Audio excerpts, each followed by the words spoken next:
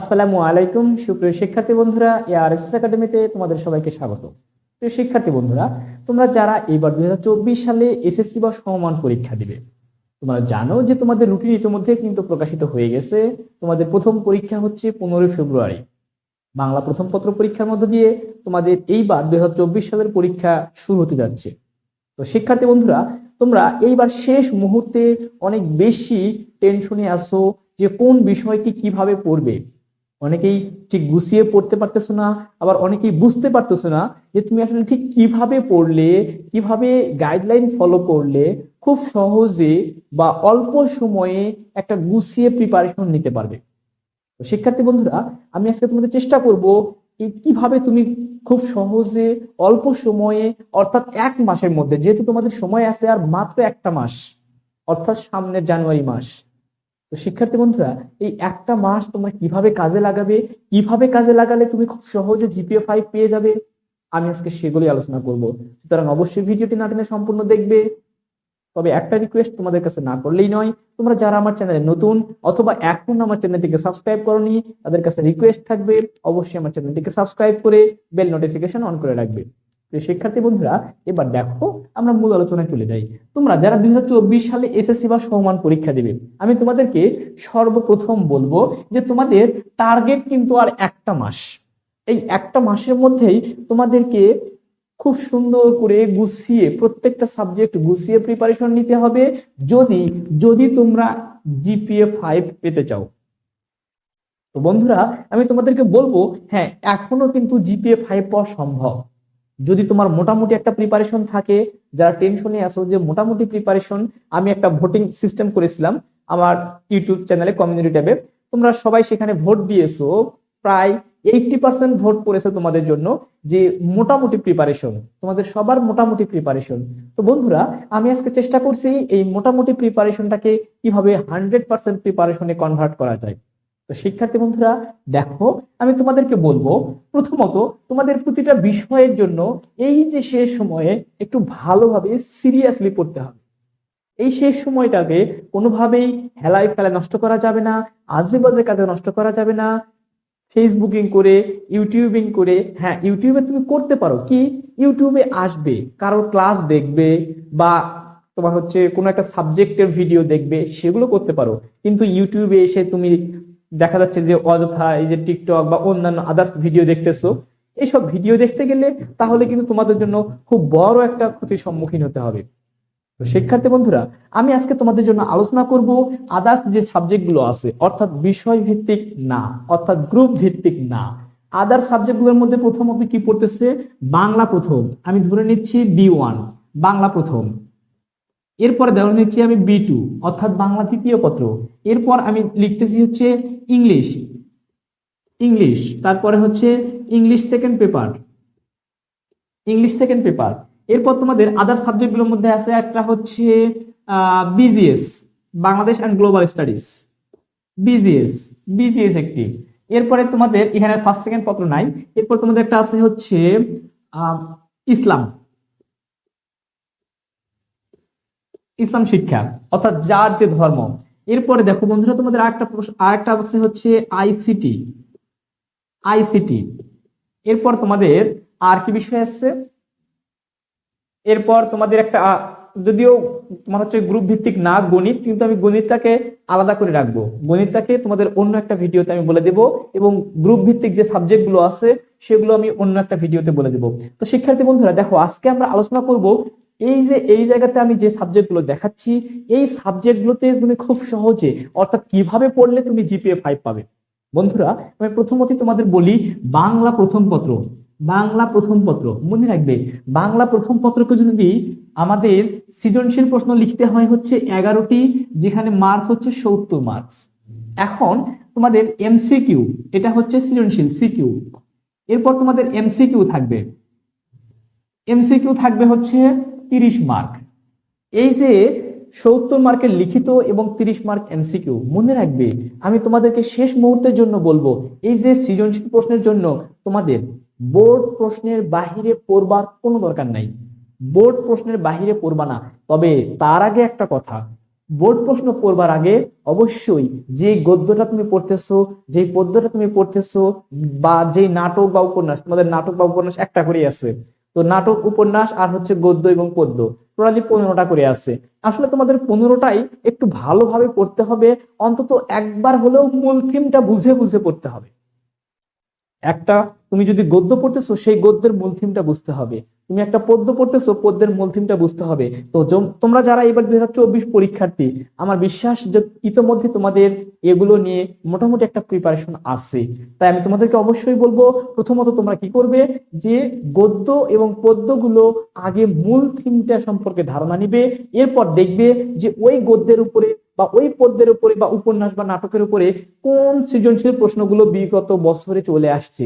খুব বেশি পড়তে হবে না, বাংলার জন্য একবার বা দুইবার করে সৃজনশীল প্রশ্নগুলো যদি তোমরা পড়তে পারো গাইড থেকে বা টেস্ট পেপার থেকে বা সাপ্লিমেন্ট থেকে, তাহলে দেখবে তোমাদের প্রিপারেশন হয়ে যাবে। কত সাল পড়বে, হ্যাঁ তোমাদের অনেকের এটা একটা প্রশ্ন, ভাইয়া কত সাল, বিগত কত সাল পর্যন্ত পড়বো।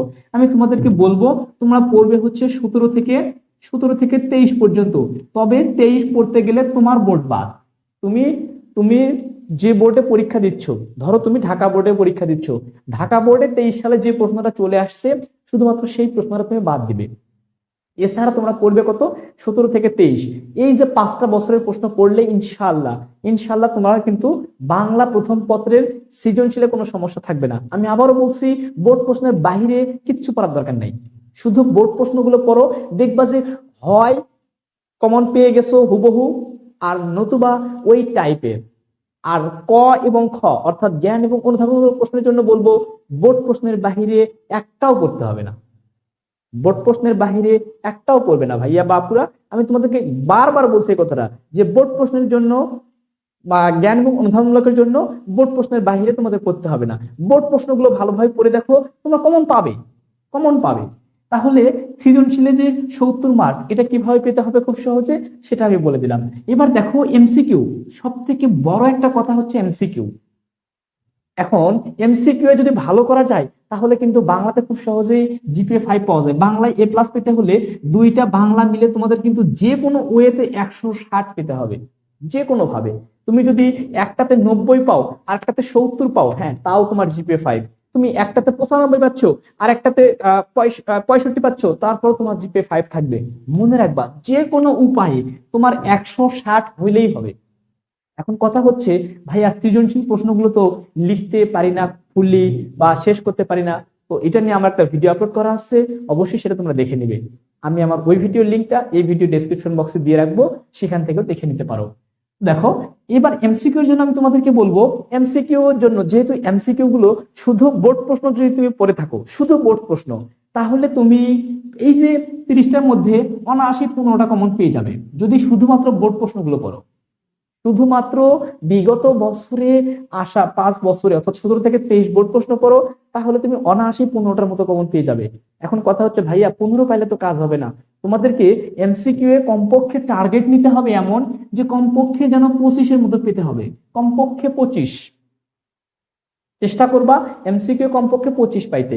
এখন এমসিকিউ কমপক্ষে 25-এর জন্য তাহলে কি করতে হবে, যেহেতু বোর্ড প্রশ্ন পড়ে হচ্ছে না, তাহলে কি করবে, নিশ্চয়ই তোমরা টেস্ট পেপার কিনেছো, তাহলে অথবা সাপ্লিমেন্ট আছে, তাহলে চেষ্টা করবে যে শীর্ষস্থানীয় যে স্কুলগুলো, শীর্ষস্থানীয় স্কুলগুলোতে বিগত অর্থাৎ যে টেস্ট পরীক্ষা হয়েছে সেই টেস্ট পরীক্ষাতে কোন এমসিকিউ গুলো চলে আসছে এগুলো একদম কোনো কথা ছাড়া মুখস্থ করে ফেলবে।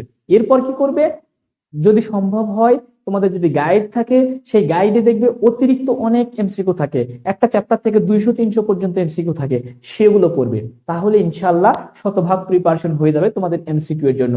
ঠিক একইভাবে গদ্য পড়বে, পদ্য পড়বে, উপন্যাস এবং নাটক পড়বে, তাহলে দেখবে বাংলা প্রথম পত্রে কোনো ঝামেলা থাকবে না, একদম কোনো ঝামেলা থাকবে না। ইনশাআল্লাহ বাংলা প্রথম পত্রে তোমার জিপিএ 5 পাবে। দেখবে যে বাংলা প্রথম পত্রেতে একটু সৃজনশীলতা যদি মানে টাইম মেনটেন করে লিখতে পারো, তাহলে দেখবা ভালো করতে পারবা। এবার দেখো বন্ধুরা, তোমাদের বাংলা সেকেন্ড পেপারও কিন্তু দুইটা অংশে বিভক্ত। বাংলা সেকেন্ড পেপারেও এমসিকিউ থাকবে হচ্ছে 30, এমসিকিউ থাকবে হচ্ছে 30, আর হচ্ছে তোমাদের বিরোচন পার্ট অর্থাৎ লিখিত পার্ট থাকবে হচ্ছে 70, লিখিত পার্ট থাকবে হচ্ছে 70। এখন কথা হচ্ছে, ভাইয়া বাংলা দ্বিতীয় পত্রে মনে রাখবা, বাংলা দ্বিতীয় পত্রে কিন্তু মার্ক তুলবার একটা সহজ উপায়, বাংলা দ্বিতীয় পত্রে খুব সহজে মার্ক তুলতে পারবা তোমরা। কিভাবে করবা? এই যে দেখো 30টা এমসিকিউর জন্য আমি তোমাদেরকে বলবো, প্রথমত তোমাদের বোর্ড বইয়ে দেখবা 43টা পরিচ্ছেদ আছে। তোমাদের বোর্ড বই দেখবা 43টা পরিচ্ছেদ আছে। এই 43টা পরিচ্ছেদ থেকে একদম লাইন বাই লাইন আগে বোর্ড বইটা পড়বা। বোর্ড বইটা ভাই বোর্ড বইয়ের বাইরে পড়বা না, প্রথমত আগে বোর্ড বই পড়বা।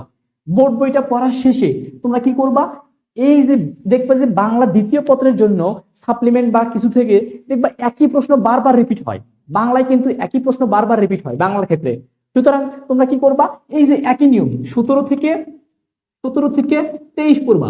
17 থেকে 23 পর্যন্ত বোর্ড প্রশ্নগুলো যদি তুমি ভালোভাবে পড়তে পারো, মুখস্থ করতে পারো, তাহলে দেখবা এখান থেকে তুমি অনায়াসে 20টা কমন পেয়ে যাবা। একদম শিওর থাকো তুমি বোর্ড প্রশ্নগুলো থেকে, বিগত বোর্ড প্রশ্নগুলো থেকে 20টা কমন পেয়ে যাবা। এরপর কি করবো ভাইয়া, অবশ্যই তোমরা শীর্ষস্থানীয় স্কুলগুলো, শীর্ষস্থানীয় যে স্কুলগুলো আছে বাংলাদেশে, এই শীর্ষস্থানীয় স্কুলগুলোর টেস্ট পরীক্ষার প্রশ্নগুলো সমাধান করবা।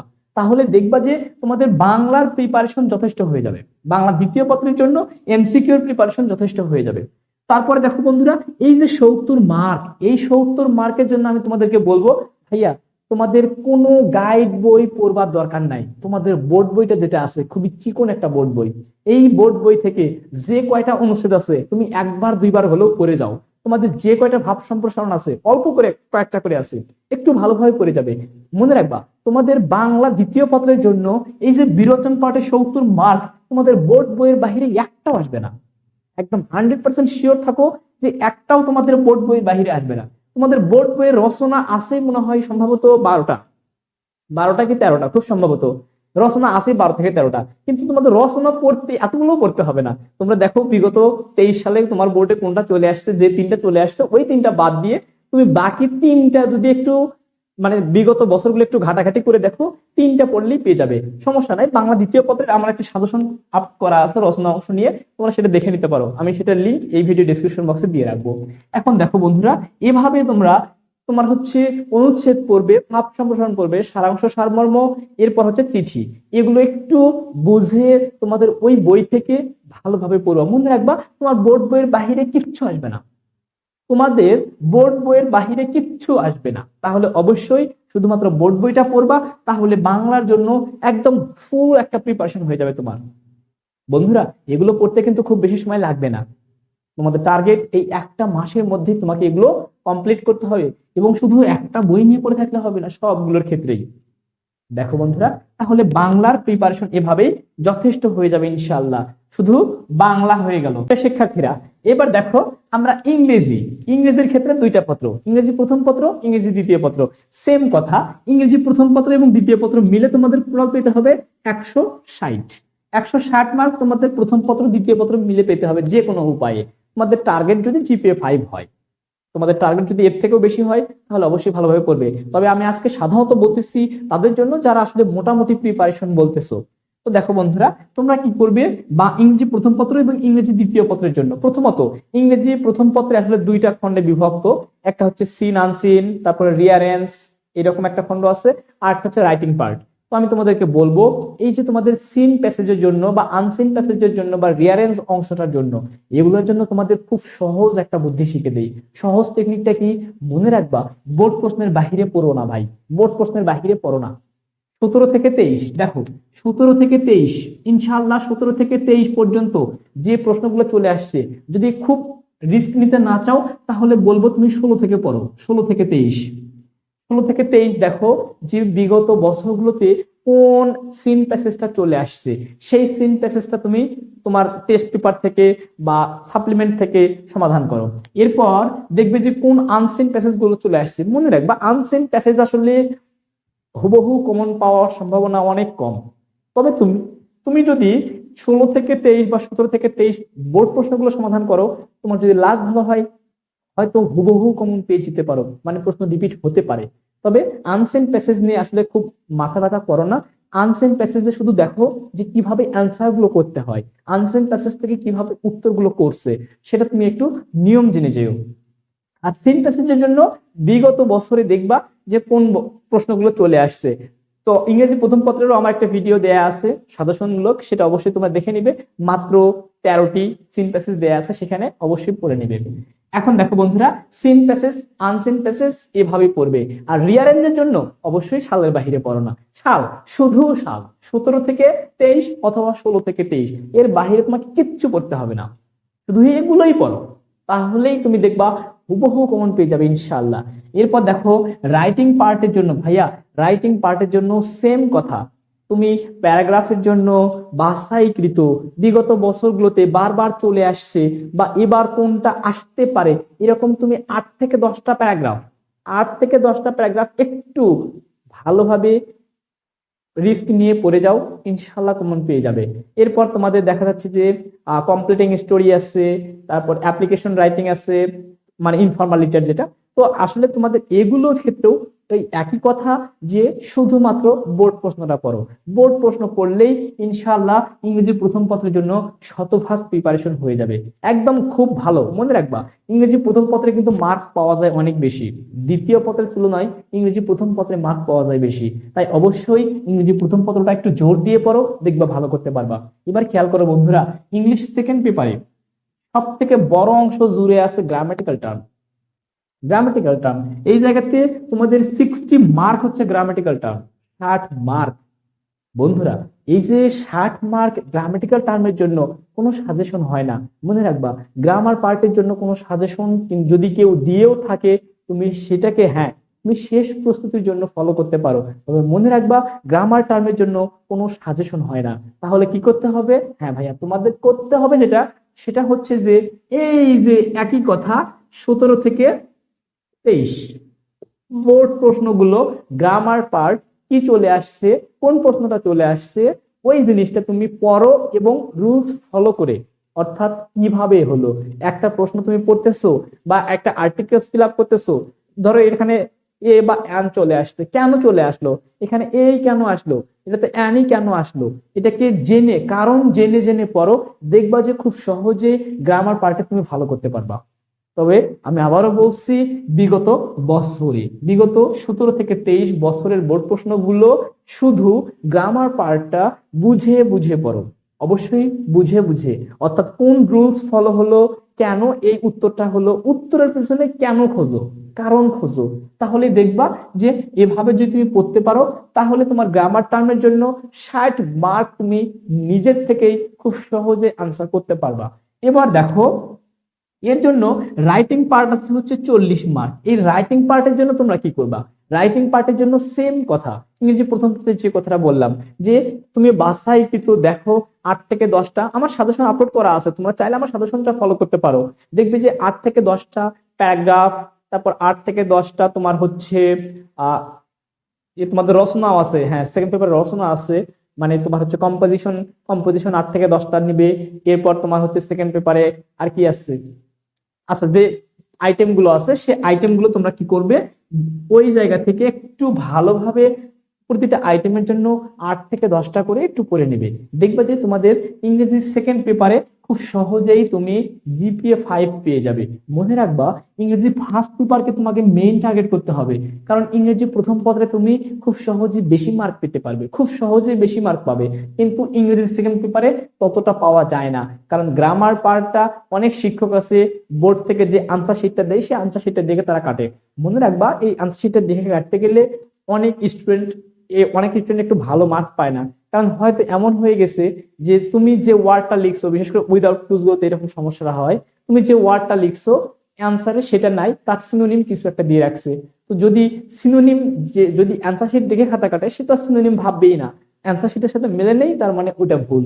সুতরাং এই জন্য বাংলা ইংরেজি সেকেন্ড পেপারে একটু মার্কস পাওয়াটা গ্রামার পার্টের জন্য কঠিন হয়ে যায়। তবে আমি তোমাদেরকে বলবো যদি তোমরা 17 থেকে 23 বোর্ড প্রশ্নগুলো পড়ো তাহলে ইনশাল্লাহ হুবহুই কমন পেয়ে যেতে পারো, তাহলে ইংরেজি সেকেন্ড পেপারেও তোমাদের অনায়াসেই GPA 5 পাবে, যেভাবে পড়তে বললাম এভাবে পড়লে। প্রিয় ভাইয়া বা আপুরা, এবার দেখো তোমাদের BGS অর্থাৎ বাংলাদেশ অ্যান্ড গ্লোবাল স্টাডিজ, ভাইয়া তোমাদের এই বইটিতে GPA 5 পাওয়া খুবই সহজ ব্যাপার, শুধু কি করতে হবে তার জন্য, বোর্ড বইটা ভালোভাবে পড়বা, বোর্ড বইয়ের কিছু অধ্যায় তুমি সিলেকশন করে নাও, আমার সাজেশন দিয়ে আছে তোমরা চাইলে ফলো করতে পারো, আশা করা যায় সেখান থেকে আমার বিশ্বাস শতভাগ তোমরা কমন পেয়ে যাবে।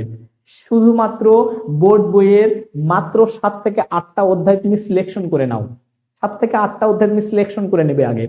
দেখবে বিগত বছরে অর্থাৎ শর্ট সিলেবাসে কোনটা অন্তর্ভুক্ত ছিল কোনটা ছিল না, সেটা বাছাই করে 7 থেকে 8টা অধ্যায় সিলেকশন করে সেই অধ্যায়গুলো সৃজনশীলের জন্য টার্গেট করো।